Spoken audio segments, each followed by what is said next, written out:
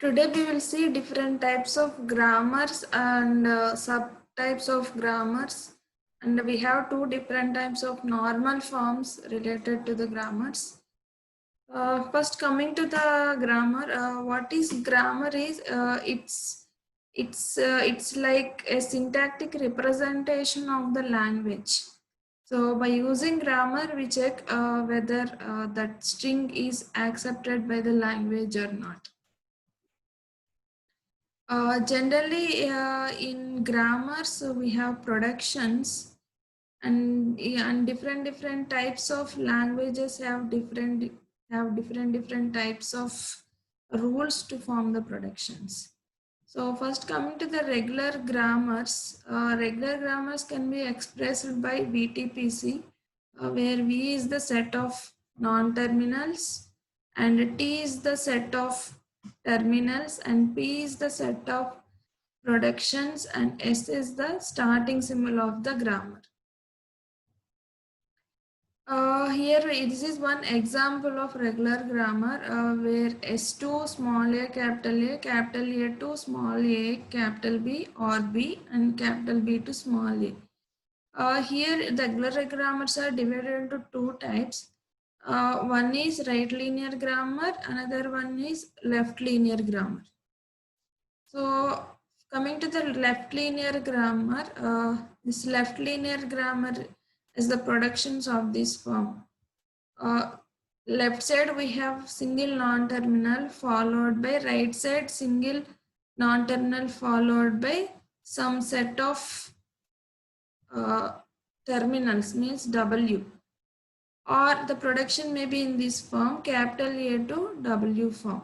So where AB belongs to non-terminal set, where W belongs to T star. T star means 0 or more number of terminals.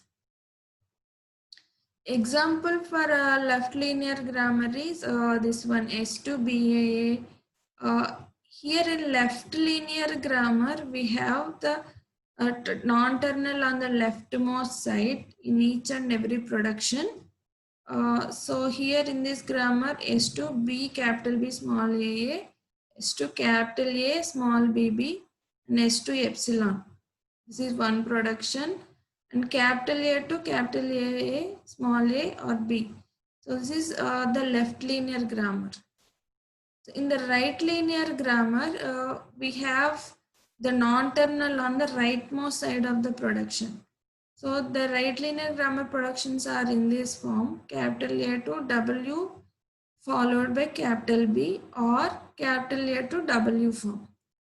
Example of right linear grammar is this one. S2 small a capital B or small bb capital A or epsilon. As here we have W. W means T star. We can take any number of terminals or 0 also we can take. If you take 0 number of terminals, then we get epsilon. So these two are the two different types of regular grammars.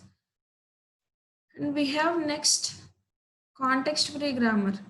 So the grammar related to the context-free languages are called as context-free grammars.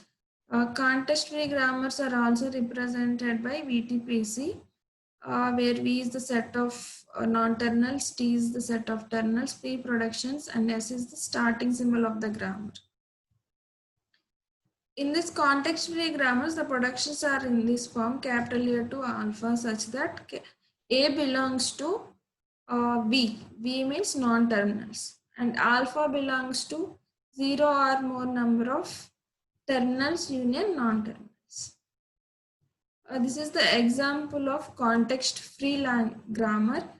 Here, observe here on the left side of each and every production, we have only one non-terminal. And right side, we have combination of terminals and the non-terminals.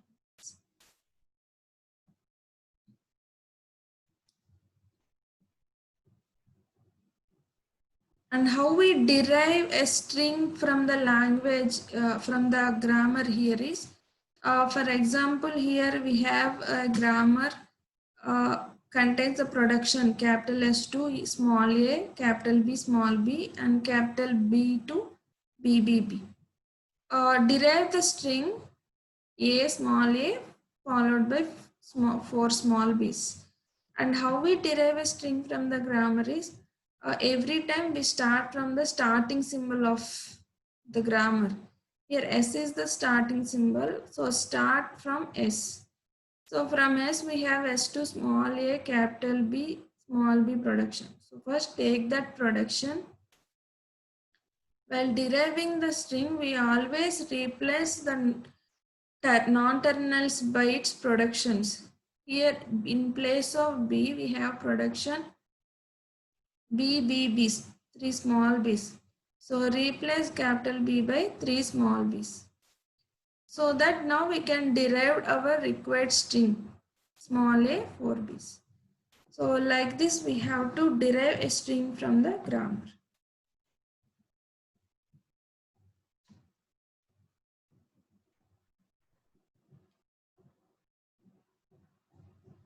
And how to identify the context-free languages from context-free grammar is, here grammar is given, we have to identify what type of language it is. So how to identify is just by using the grammar, derive some strings. Some means derive 3 or 4 strings and observe the strings, then easily then we'll easily understand what type of language it is. For example, here we have two productions here, S2 small a, capital SB, and capital S2 small ab. So here as S is the starting symbol, here directly we can derive AB string. So AB is the minimum string which we can derive from this grammar. So next, first I took S2 small a, capital SB, and in place of S, I replaced by small a, capital B, small b. So I can derive 2s followed by 2p's. Like if I substitute S by 2 times, then we'll get 3s followed by 3b's. Now observe all the 3 strings.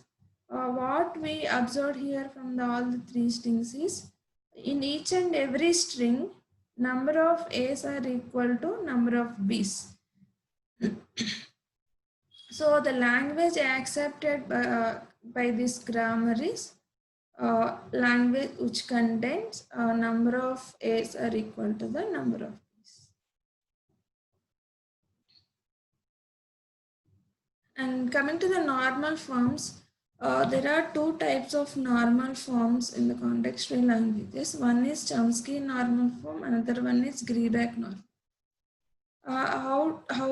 What is the structure of Chomsky normal form is, in the grammar productions are in this form. So left side we have only one non-terminal, and the right side we may have single terminal or 2 non-terminals. So this is the form of Chomsky normal form. For example,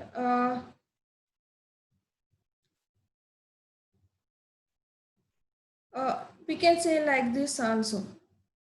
Here Chomsky normal form is capital A to capital B small c and capital A to small e. Here left side we have one non-terminal, right side we have either one terminal or 2 non-terminals.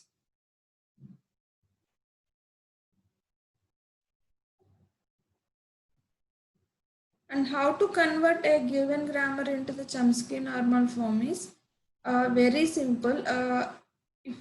Whenever you have terminals, here in S production we have 0 capital A. So let's introduce one more production such that some capital C to 0 and capital C to 1. So that here in place of 0 we can write C, such that this production converts into the Chomsky normal. For example, here in A production, here we have 3 statements. So three letters means treat the 0 as one capital letter, so that A to that capital letter followed by again capital. So like that we have to convert each and every production into the Chomsky. And next, coming to the Greeback normal form. Greeback normal form is in this form. Left side we have one non-terminal. Right side we have one terminal followed by any number of non-terminals. So one terminal followed by any number of non-terminals means here there may be 0 or more number of non-terminals on the right side. So we can say the Greeback normal form means in this form, capital S to small a followed by capital A or S to small a. Not only one capital A, here there may be any number of capital letters on the right side. What are the advantages of Greeback normal form is it avoids left recursion and it always has a terminal in the leftmost position RHS of each production, and it helps to select the productions correctly, and it guarantees to derive the derivation length no longer than the string. And pumping lemma for context-free languages are used to prove a context-free language. A language is not a context-free language. What is the lemma here is, here take some long string Z such that you have to divide that into 5 substring U, V, W, X, Y. How you have to divide into U, V, W, X, Y such that length of Vx should be greater than or equal to 1 and length of Vwx must be less than or equal to n.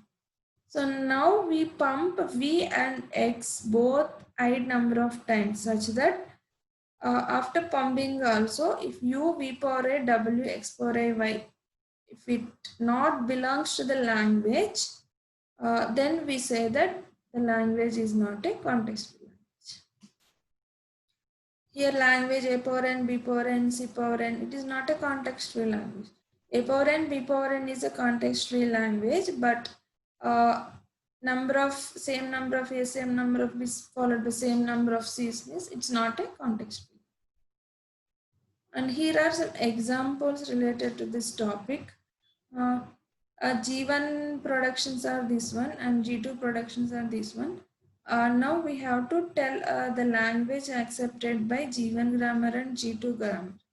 I told you just derive some strings from G1 and G2 so that we'll understand what type of language it is. So here the correct answer is D. Means in G1, small a followed by S, again S followed by B, B followed by B's. So means in S, by using grammar G1, contains some number of A's followed by some number of B's. And in G2 also same, some number of A's followed by some number of B's. Yes, here we have epsilon here. There is at least one A. But in G1, there may be 0 A's followed by any number of B's. But in G2, it is at least one A. The correct answer is D. And the language accepted by this this one is here derive the strings. Here we have A starting and ending. Again in place of S we have starting and ending as B. And in between S again we can place A or B. Means if you take the string generated by this grammar, it is same as from left to right, right to left. But the length of that palindrome is odd one. So the language is all odd length palindromes. The format A to small ab refers to which of the following? So clearly it is a Greeback norm. So which of the following does not have left recursion? And we discussed when we are explaining the Greeback normal form. So Greeback normal form eliminates the left recursion. Thank you.